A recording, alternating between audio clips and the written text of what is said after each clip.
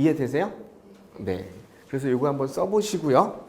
설명을 다 해드려 볼게요. 그래서 소득자산 개념에서 저희가 여기서 보면은요. 생각하는 경제 때 배웠던 3원칙 7단계가 다 포함이 됩니다. 원금을 잃지 않아야 되고. 그죠? 나중에 수익 주면 돼요? 안 돼요? 안 돼요. 지금 당장 수익이어야 되고. 그 다음에 수익률은 낮은 게 좋아요? 높은 게 좋아요? 그래서 수익률을 높이는 연습을 하셔야 돼요. 그래서 제가 제일 답답한 게 우리나라 사람들이 수익률 기준하면 다 어디에 머물러 있다고요? 금리에 머물러 있습니다. 왜 금리에 머물러야 돼요? 근데 더 높은 수익률을 내시는 분들이 얼마나 많은데. 근데 그렇다고 더 높은 수익률을 무조건 쫓자가 아니고요. 더 높은 수익률을 내지만 그 3원칙을 지키면서, 즉 원금을 잃지 않고 지금 당장 수익인데 수익률을 높이는 이런 방법들을 찾아가시는 거. 그래서 제가 최근에 비상장 주식을 거래하시는 분이 자기의 어떤 그 상품을 소개하는 걸 제가 잠깐 들었는데요.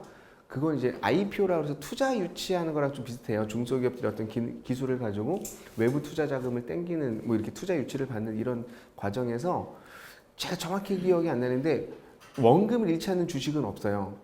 일반적인 경우에는. 근데 그게 어떤 한편으로도 구현된 게 있더라고요. 그게 ELS, ELW, ELD 이런 건 아니다. 파생 상품이 아니고요. 상장하기 전에 회사에 주식을 사는 건 아니고요. 공탁처럼 걸어 놓는 거예요. 그래서 일정 기간이 돼서 이 회사가 수익을 내면 그 주식을 그 이전 거래로 산 거를 인정해 주는 거고요. 못 내면 최소의 이자를 붙여서 그냥 다시 탁 하고 털어서 주는 이런 주식도 있더라고요. 그래서 아무튼 이런 식으로 해서 우리는 무엇을 한다가 중요한 게 아니고요. 어떤 걸 하더라도 뭘 해야 된다? 원칙을 지켜야 된다.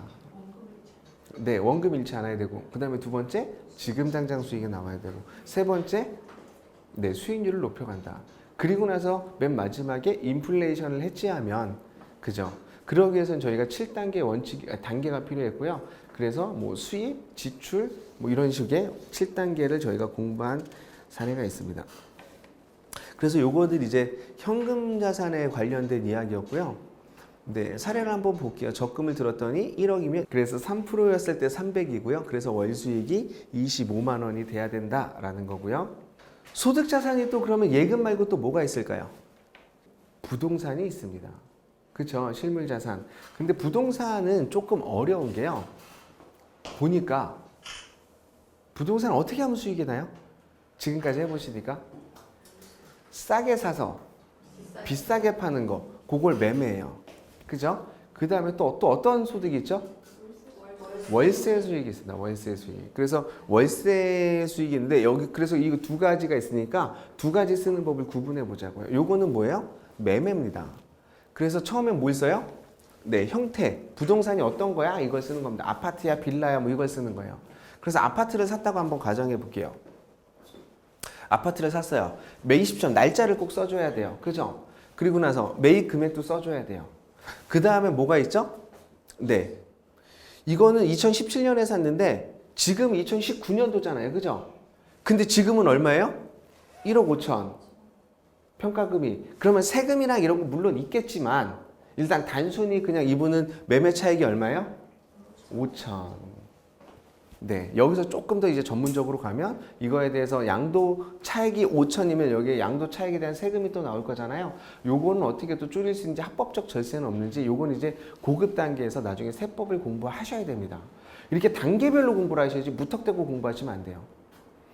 수익이 없는데 세법을 공부한다. 물론 뭐 나쁜 건 아니지만 수익 내는 법부터 공부하는 걸로. 이해되시죠? 요게 이제 1단계. 또 소득, 이거는 그래서 엄밀히 말하면 소득 자산은 아닌데, 월세형 부동산도 매매 차익은 존재하잖아요. 그래서 일단은 부동산을 보실 때는 이런 매매에 관련된 수익도 정리하시는 것들이 필요하더라. 그 다음에 두 번째는요, 이제 실투자인데, 이거는 뭐예요? 아까 이 매매 차익에 대해서 부동산은 항목이 되게 많아요. 실제로 투자했을 때 들어가는 비용이 뭐가 있느냐. 그래서 뭐냐면 형태는 뭐가 되고 매입 금액이 있는데 여기 실제 아까 부동산 내가 얼마 주고 샀어요? 이전에 1억 주고 샀어요. 그죠? 근데 1억을 다 주고 사요? 아니면 또 대출이나 뭐 이걸 끼고 사요? 그래서 그걸 적는 거예요. 매입 금액인데 보증금은 얼마고 대출, 그 다음에 기타 비용은 거래 비용이 들어갈 거 아니에요? 그래서 실제 투자금은 얼마냐라는 거예요. 한번 볼게요. 1억짜리 샀는데요. 보증금이 2천이었대요. 그 다음에 대출이 7천이었대요. 그죠? 이거 월세 받는 건가 봐요. 대출 이 정도 받는다는 거 보면 보증금 2천에 월 얼마? 그럼 그리고 기타 비용 뭐 거래세부터 중개 수수료부터 해서 기타 비용이 한 1천 들어갔대요. 인테리어까지 월세 받으려면 수리해 줘야 되잖아요. 그 실투자금 얼마예요? 2천. 이해되세요? 네, 이런 식으로 적으셔야 돼요. 근데 2천 투자했는데 지금 얼마가 올랐다고요? 5천. 그럼 수익률이 몇 프로예요? 2배 반이니까 네, 250%. 네.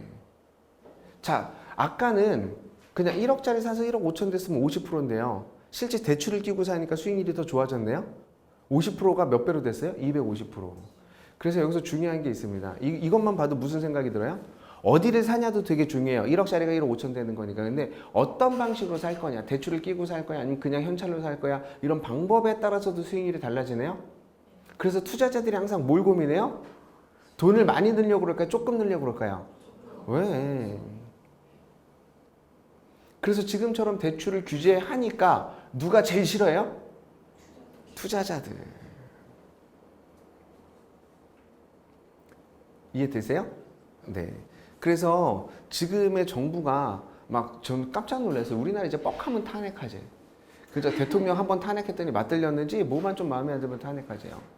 그래서 그 중에서도 보니까 투자자분들이 네, 대출을 막아서 수익률이 떨어지니까 경기가 망할 것처럼 얘기하고요. 그죠? 그래서 뭐 탄핵하자 뭐 이런 얘기가 막 나오기 하는데 조금 우리는 네, 진짜 이런 투자가 물론 투자를 해서 보는 수익은 재밌겠지만 이게 과연 또 너무 활성화되는 게 과연 건강한지도 한번 검토해 봐야 돼서요.